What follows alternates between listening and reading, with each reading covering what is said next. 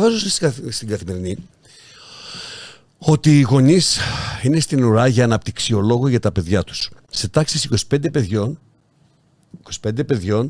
15 παιδιά από τα 25 είναι προς αξιολόγηση γιατί παρουσιάζουν διαταραχές λόγου και συμπεριφοράς, μαθησιακές δυσκολίες, αισθητηριακές αποκλίσεις και οι βασικές αιτίες οφείλονται στην αύξηση του πληθυσμού του κόσμου, σε αυτή τη νέα σύνθεση του κόσμου, στο σύγχρονο τρόπο ζωής και στο COVID-19.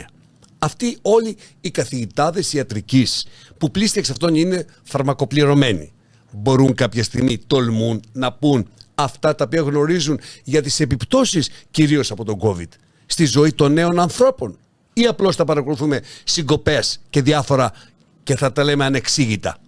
Αυτά τα παιδιά που μεγαλώνουν σήμερα μεγαλώνουν σε μια τρομερά βίαιη κοινωνία, αφού οι πατεράδες τους στα αυτοκίνητά τους έχουν μέσα σφυριά για να βαρέσουν τους άλλους άμα κορνάρουν και δεν φεύγουνε. Όπου οι μανάδες τους μπορούν να κλείνουν τις διαβάσεις αναπήρων για να πάνε στο κομμωτήριο.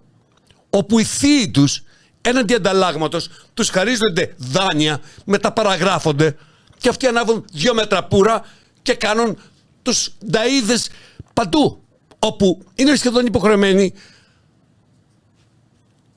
οι μαθητές να είναι και αυτοί κάπου σε μια συμμορία για να αισθάνονται μια προστασία απέναντι σε άλλες συμμορίες, όπου καθημερινά βλέπουμε το φασισμό και την εξουσία, την παραμικρή εξουσία να ξεδιπλώνεται μπροστά μας, έστω πολλές φορές και δικαιολογημένα.